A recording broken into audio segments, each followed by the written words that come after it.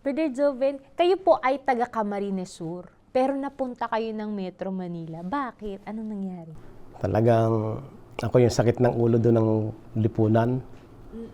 Gawa ng batang-bata pa lang ako, talagang parang naging addict ako sa trouble, sa away. Gawa marami akong mga kaibigan na mga loko-loko din. Doon ako laging sumasama.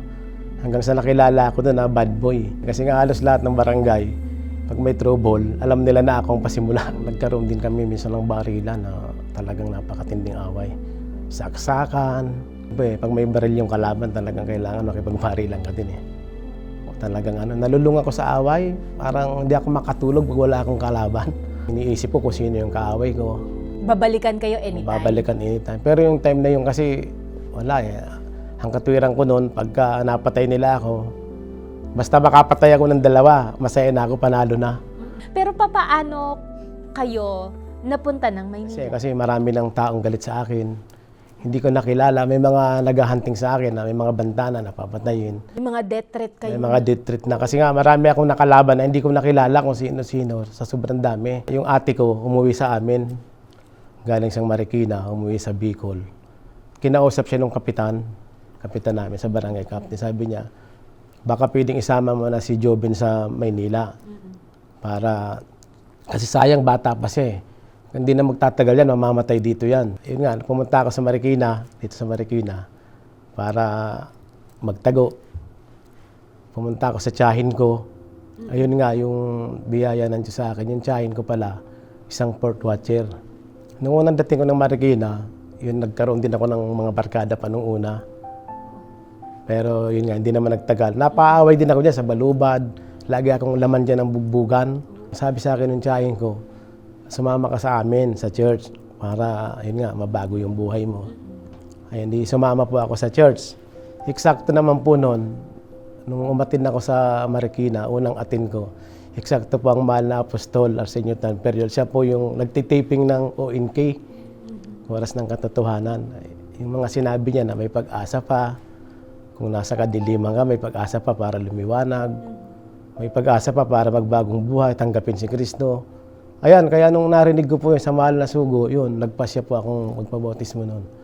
Habang naririnig niyo siyang nangangaral, anong nararamdaman? Tumatalab sa puso ko Kasi dati manhid yung puso ko Kasi nga dati medyo nanguusig pa ako nun sa church natin Pero yun nga, nung naka-attend ako noon, tinablan yung puso ko noon.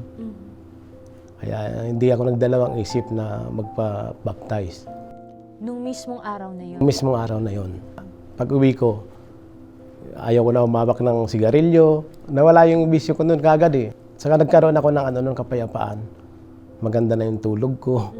Pag uwi, nung napunta ako sa church, talagang pinatunayan ng Panginoon talaga na makapangyarihan siya. Nabago yung buhay ko. Dati wala akong pangarap sa sarili ko Wala akong pangarap Pero nung naging nakabahagi ako sa church natin, biyaya ng Panginoon, nagkaroon ako ng panibagong pangarap. Sa panibagong buhay. Parang nagsimula ako sa Back to zero. Back to zero. Talagang yung sinabi ni Apostol, totoo talaga. Nagkaroon ako ng pag-asa. Lumiwanag yung Nagkaroon ako ng pag-asa talaga na mahalaga pala talagang buhay na ipagamit sa Panginoon. Nagkaroon kayo ng direksyon? Nagkaroon ng direksyon yung Sabi dati niyo kanina, wala kayong pangarap. Ano naging pangarap ninyo ngayon nung kayo ay nakakilala na sa Panginoon? Ayun, ang pangarap ko talagang puro paglilingkod na lang, maglingkod sa Panginoon. Saka, yun nga, tumulong sa gawain ng Panginoon kasi malaki ang misyon ng Panginoon Yung pagpapala, binigay ng Panginoon. Binigyan ako ng maayos na trabaho. Binigyan din akong maayos na amo. Talagang talagang ang daming ginawang Panginoon sa akin.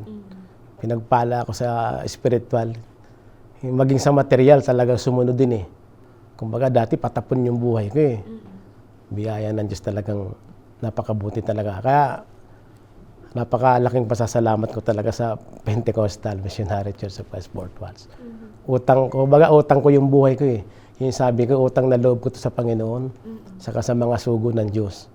Talagang, ang mga sugo ng Diyos talagang talagang dinala nila ako dito sa church. Ayan, talagang laki ng pagbabago sa akin. Bakit ganito po yung inyong damdamin pagdating sa gawain ng Panginoon? Kasi nakita ko na, sabi ko ang Port Watch, talagang totoong church to eh. Kaya talagang dapat lang tutuhanin ko yung pagsuporta eh. Kasi kung wala sila siguro di wala ako sa iglesia eh. Kung wala ang mga sugo ng Diyos, ang iniisip ko, nasan kaya ako ngayon? Nung unang punta ko pala, si Apostol na yung nadatnan kong nangangaral sa ONK, yung taping niya. Yun ang unang nakaano sa akin eh. Tapos ngayon po si Apostle Jonathan, talagang inihigitan pa niya ni Apostle Jonathan. Kaya ako yung tuwan-tuwa, live na live eh. Basta sila ang naging kalakasan kong talaga sila ginugutan ko ng lakas para sa paglilingkod. Gusto ko pa yung makatulong sa mga ibang local church natin. Hindi lang sa lokal natin. At biyaya nga, nasimulan naman natin yun eh. Napakabuti ng Panginoon. Basta ang puso at damdamin mo ay para sa Panginoon kapag yun ay approve sa Diyos talaga. Opo. Kumbaga, kahit hindi mo hingin, binibigay niya eh. Talagang napakabuti ng Panginoon eh. Thanks for watching. Subscribe for more exclusive videos.